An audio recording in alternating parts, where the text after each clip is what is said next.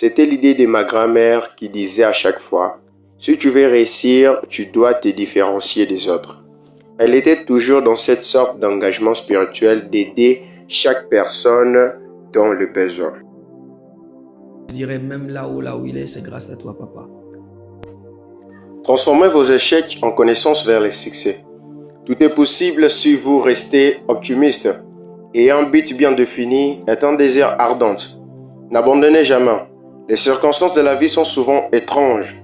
Malgré le fait que vous êtes handicap, prouvez qu'elle n'est pas un obstacle. À force de travailler, vos désirs se transforment en réalité. Mais ouais, j'ai toujours fait du football ma priorité. Voilà, pour moi, l'un ne peut pas forcément dissocier l'autre. Il va se passer des belles choses. Je suis l'actualité comme tout le monde. Je suis jamais trop coupé. Je vais voir ce qui va se passer dans les prochains jours et on va rester informé. Pour ensuite aller essayer de conquérir l'Europe. Et meilleur buteur de l'histoire, je pense que ça peut bien se passer. Maintenant, voilà, ça va être quelque chose d'incroyable si je parviens à le faire. Mais je pense que si je continue comme ça, il y a... Vous n'avez pas besoin à tout temps de chercher l'approbation des autres. Le travail doit être votre atout. La foi est un élément qui détermine l'action de votre subconscience. Elle est un état d'esprit qui se crée par l'autosuggestion. Je dois toujours chanter cet hymne. Je sais que je suis capable d'atteindre les objectifs que je me suis fixés. Été dans cette notion de performance, cette notion de toujours être bon tous les 3 jours. Donc j'ai peut-être pas eu forcément le temps de... J'ai jamais voulu aux gens quand on me disait oui, que j'avais pas forcément la reconnaissance que je méritais. Parce que peut-être que je l'ai jamais cherché, cette reconnaissance aussi. J'ai toujours été concentré dans mon travail. La première base, c'était d'être performant. Et quand tu es performant, qu'on t'aime ou pas, tu es reconnu. Donc... Chaque rencontre, j'ai appris des choses. Bon, j'ai appris la rigueur.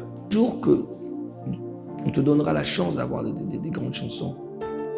Pour moi, tu es une star mondiale.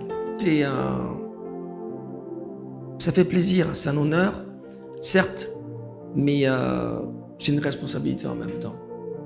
Tu t'es dit qu'il faut que je fasse mieux la prochaine fois. Parce que si je suis arrivé à donner cet instant que Dieu m'a offert, parce que c'est pas nous.